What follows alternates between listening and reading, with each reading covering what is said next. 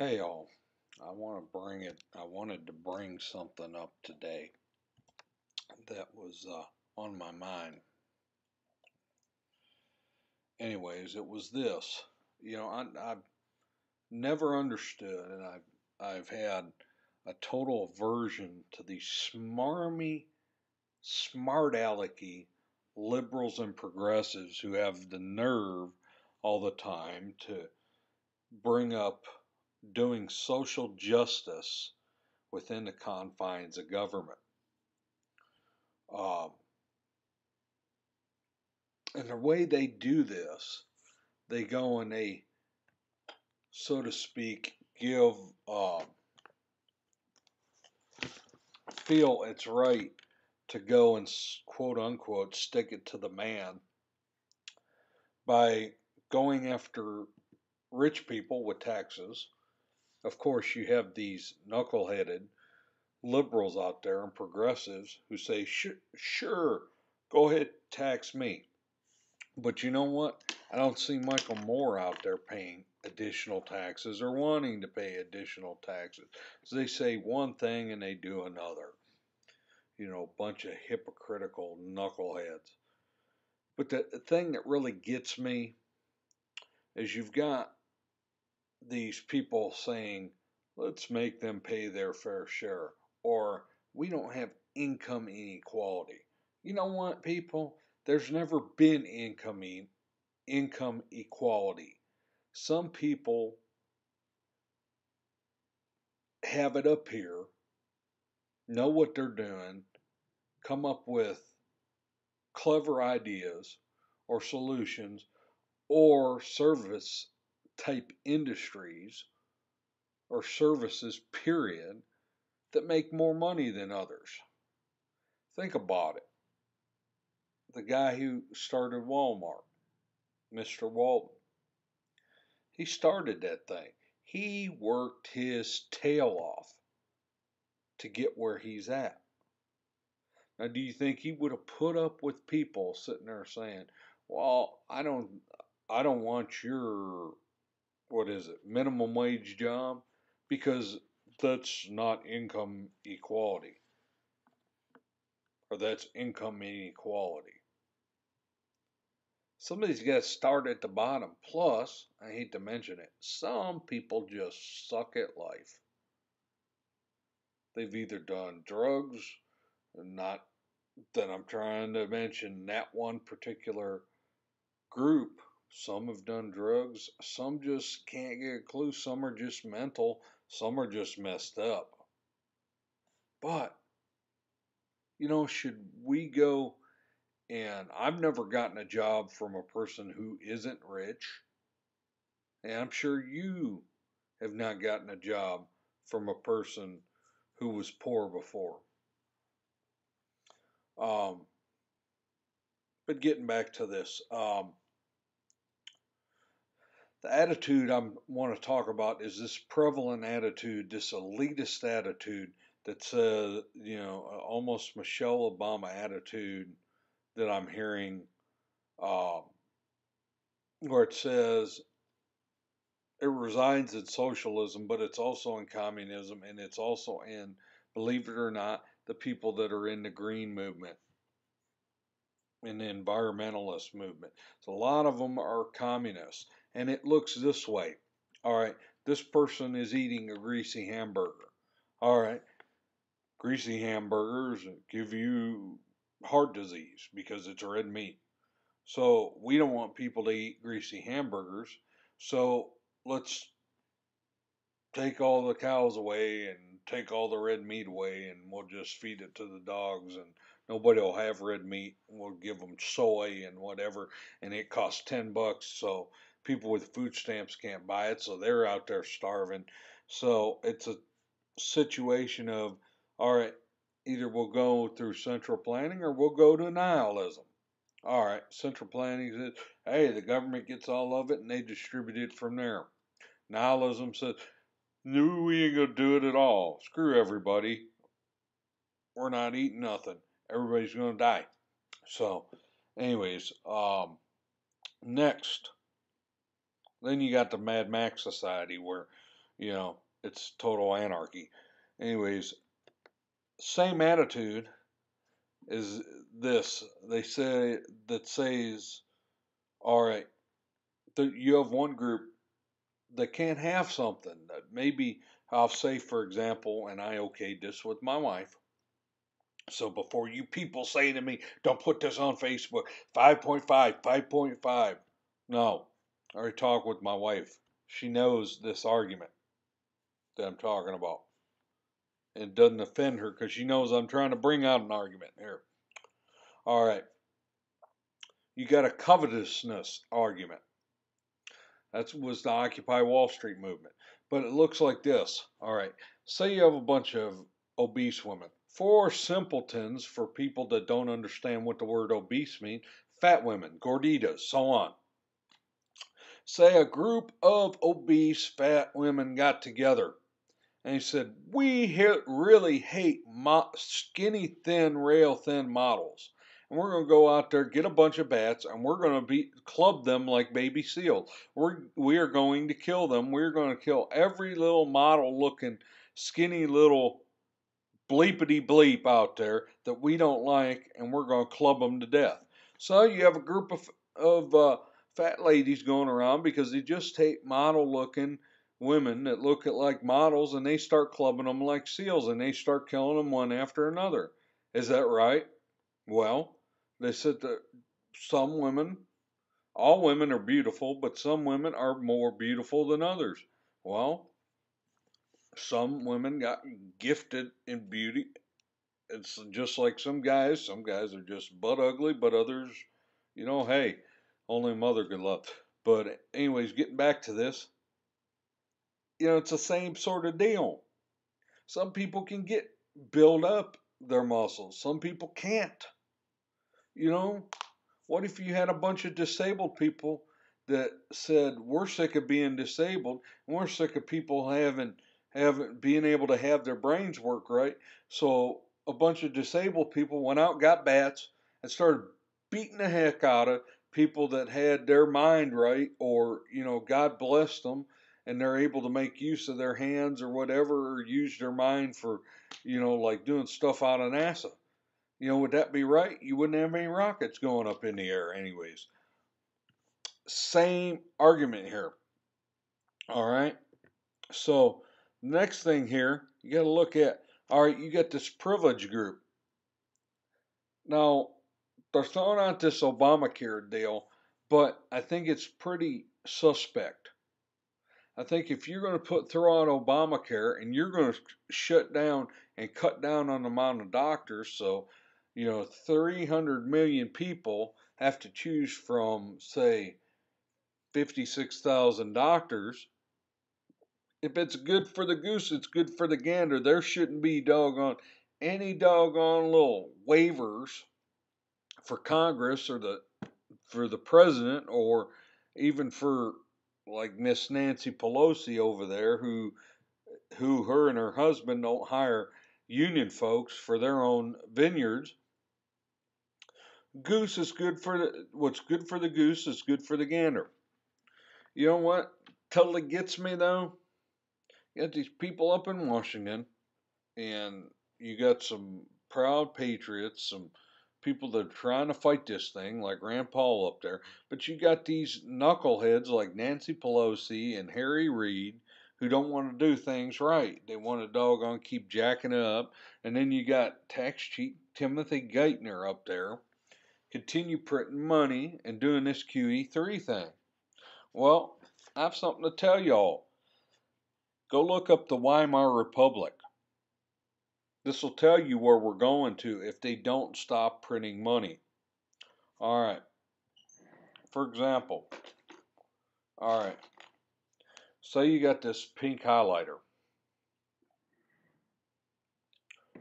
And this pink highlighter was at the say it was like gold. All right. 10 years ago, this pink highlighter was worth $300. Now it's worth $1,700. All right. Now, the Fed goes and starts printing money. And they're printing money and printing money. And just think about this. All right, say this was also pink. So you had this, and you say you had millions and millions of pink highlighters. And that.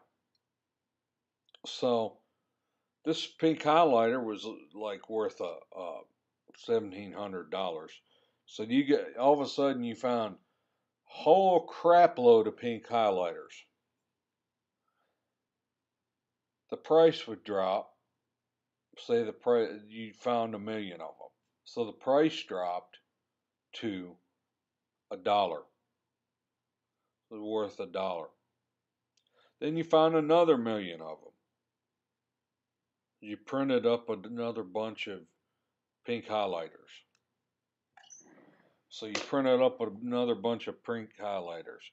So now they only cost 27 cents. And that's just in the dollar. These were $1 at 11 o'clock. Now they're 27 cents at noon. All right. Say they find and print up another 1,000,000 of these to where they're only worth a cent. All right. It was just 12. It was just noon, 12 noon. It's 1 o'clock. These are worth a penny. They keep printing. Print another 1,000,000. These are now worth a tenth of a penny. It's 2 o'clock. All right. They started making some more pink highlighters. 3 o'clock. There's another 1,000,000 made. These go down to 1,000th of a penny. What am I getting at? Inflation, guys. Inflation. These, by 3 o'clock, were only worth 1,000th of a penny. That gives you an idea of inflation, guys. That is what is coming. Look up the example of the Weimar Republic. They had pictures from the 20s prior to Hitler taking over there, where people were going to buy bread and they had wheelbarrows. It took a wheelbarrow of money, billions of Weimar Republic marks or whatever it was, to buy a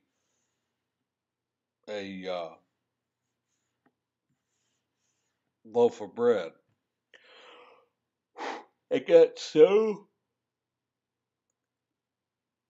bad that people were letting their kids play with the money because there was so much of it and it was worth nothing.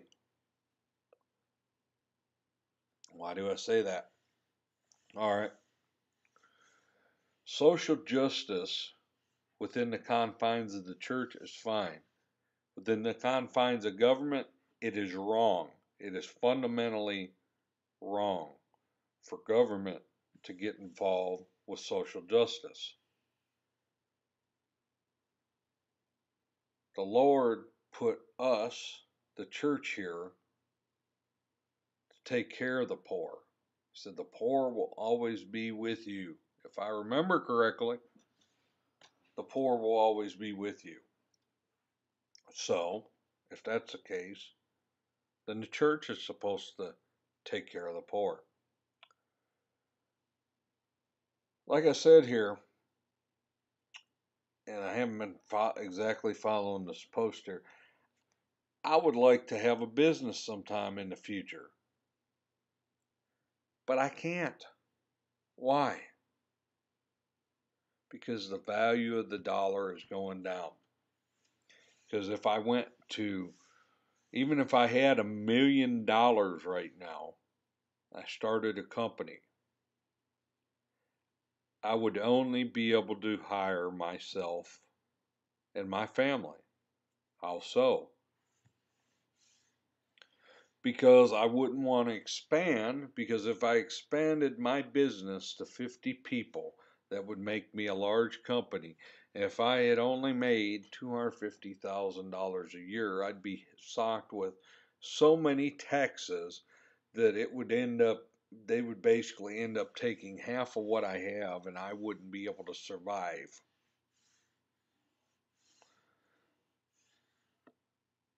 These people in positions of authority have a thing at $250,000.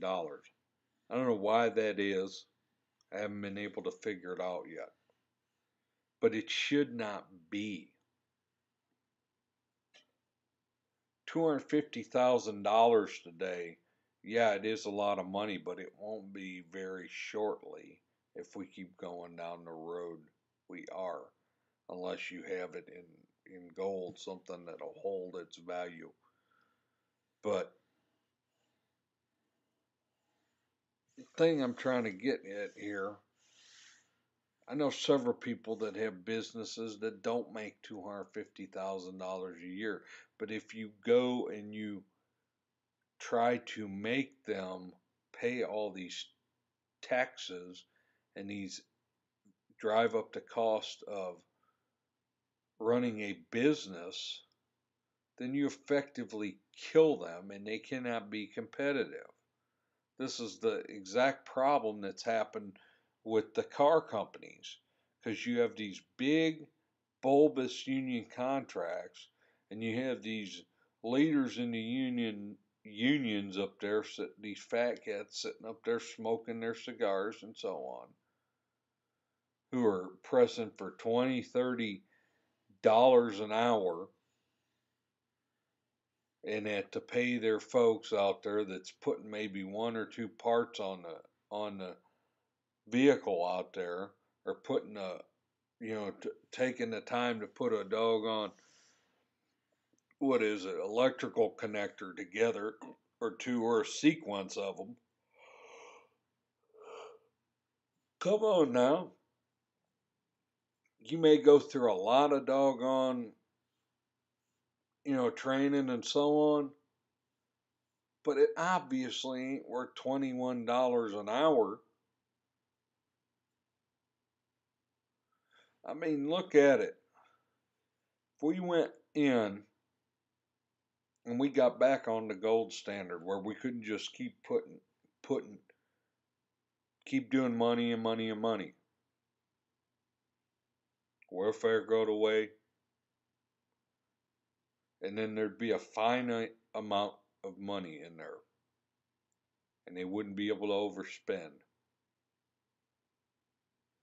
It prevents people from doing the wrong thing and doing the corrupt thing, which is overspending, which is covetousness.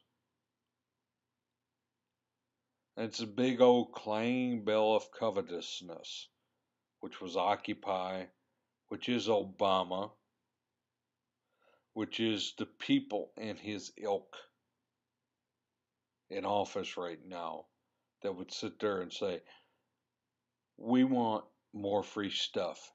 It's also the people that voted for Mr. Obama. In the 62 million people that voted for him, that voted for free stuff over freedom. Understand that 6 million of those folks are people that claim Christ. Of course, I don't understand how you can reconcile claiming Christ on Sunday and then voting for abortion or authorized murder by government on Tuesday. So, as I've said it in text on Facebook, I really question these 6 million that claim Christ that voted for Obama, whether they still have their salvation. And I'll leave you with that.